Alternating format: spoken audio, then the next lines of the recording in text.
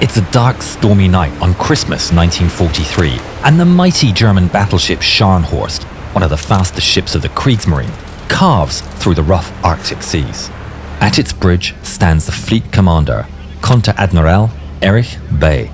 He's charging towards a soft target of British merchant ships on their way to the Soviet Union. But the bridge is suddenly illuminated as star shells fill the air. Bay searches the horizon through the driving snow, only to see the ominous sign of muzzle flashes from British guns. Bay is here to fight, but not heavily armed battleships, so he orders the ship to turn 150 degrees and flee, but at the same time to try and hit the British ships. As Scharnhorst turns away, its massive aft turret, Caesar, turns to face the British and fires a salvo. They have to escape the Royal Navy guns, but the British guns are accurate and deadly. A shell smashes straight into the German radar. Wir haben das Radar verloren. Weiter feuern. Volle Kraft auf die Maschinen und stellt eine Nebelwand her. As the smokescreen from the Scharnhorst starts to emerge, another enemy shell slams into the ship with a powerful bang. Schadensmeldung. Oberflächlich. Volle Kraft. Sie erwischen uns nicht. Scharnhorst is speeding away. Without radar, the Germans are sailing blind, and Bay reluctantly orders to return to port, confident he can outrun the British chase. Zurück in den Hafen. Bay has no idea the cruisers are not acting alone. As the British ships follow Scharnhorst, they send out a transmission. To the south, hidden in the dark, waits a second part of the British trap, the main force led by the mighty HMS Duke of York. And in command is Admiral Sir Bruce Fraser, Commander-in-Chief of the Home Fleet, who's come personally to see the Scharnhorst destroyed. Fraser smiles to himself as he receives the transmission that tells him that the Scharnhorst is headed right towards their position. The trap is about to be sprung, and the enemy they've been looking for appears on radar. Surface vessel, bearing 295, range 35... Admiral Fraser orders HMS Duke of York to close in slowly. They stalk their prey, inching closer. 30,000. Patience. It's clear Scharnhorst has no idea that they're here. They plow through the rough Arctic seas, undetected, into engagement distance. 20,000. Patience. Fraser orders his men to hold steady. 11,000. Take aim. The Duke of York's gigantic turrets stir to life, armed with 10 immensely powerful 14-inch main guns. Order Jamaica to fire star shells. Konteradmiral Bay and his men think the battle's done. They're steaming south on their way to the port, when suddenly, yet another star shell illuminates the sky directly in front of them. Everyone's attention turns to its source. Fire! The Duke of York opens fire with a full broadside. The men aboard Scharnhorst see the world around them erupt with the sounds of splashes and metal.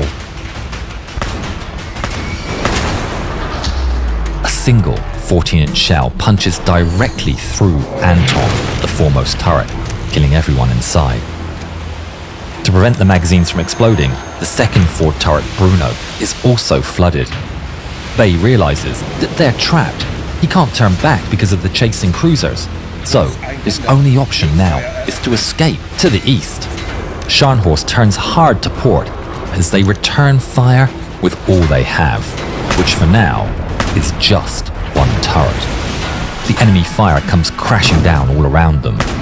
Another 14-inch shell smashes into Scharnhorst's superstructure, triggering a massive fire. The Germans realize that Bruno isn't aflame, and they flooded it for no good reason. So the order is given to drain the magazine, and Bruno comes to life.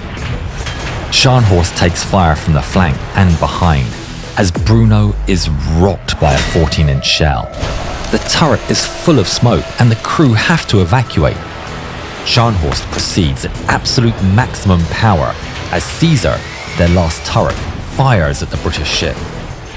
Back on the Duke of York, Fraser is getting nervous. Scharnhorst is steadily sailing away from the action. The Duke of York's guns are adjusting their aim. But an incoming salvo from the Scharnhorst strikes the ship, bringing the catastrophic news. Sir, we've lost the radar. Without that radar, there's no way they can adjust their aim. Make repairs, and fast. Lieutenant Harold Bates from the radar shack is already on it. He can see that the radar is drooping downwards. Without waiting for orders or informing anyone, he climbs onto the mast. It's in the middle of a snowstorm. It's an incredibly brave act. The wind and snow bite at his face, and he's repeatedly buffeted by the blast from the main guns. But Bates pushes through, willing himself upwards step by step. They continue to fire into the night, yet with the German ship racing away, the chances of landing a hit shrink by the second. To Bay's delight, Scharnhorst is on the verge of slipping out of the trap.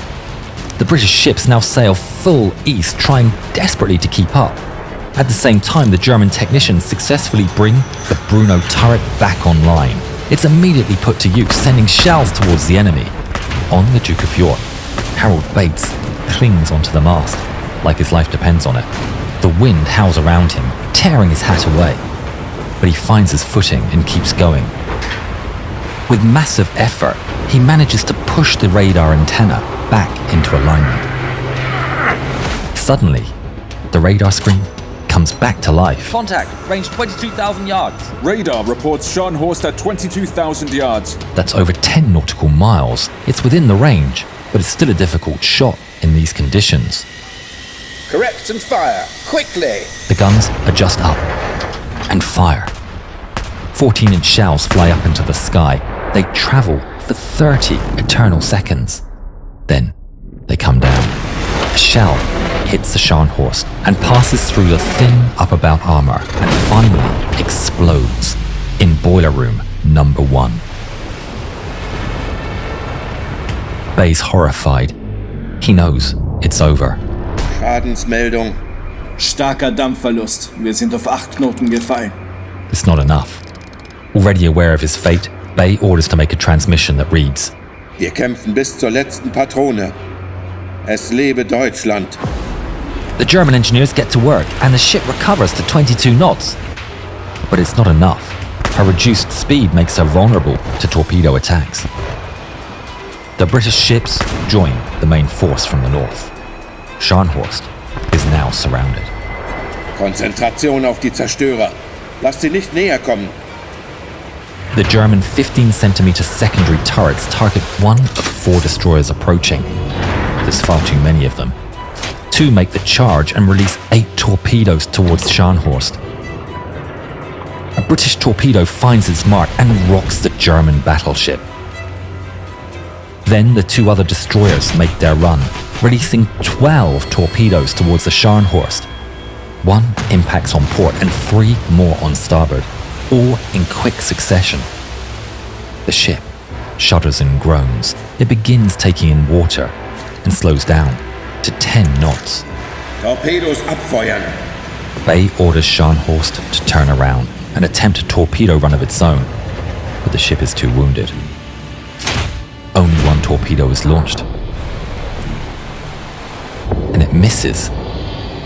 Scharnhorst is surrounded by the British ships and is pummeled into submission. Its secondary turrets continue firing. Even with the ship burning and entirely boxed in, the men continue firing to the last. The Caesar turret fires again and manages to hit a destroyer. The British destroyers push forward again and perform another torpedo attack at point-blank range. 5 explode against Scharnhorst's hull. The Caesar turret, which was the first to fire in the battle, is damaged and finally falls silent. Huge amounts of water have poured into the many holes, and the ship begins to list. Still standing on the bridge, with his ship leaning heavily to starboard beneath him, Bay knows it's really over, and finally orders to abandon ship.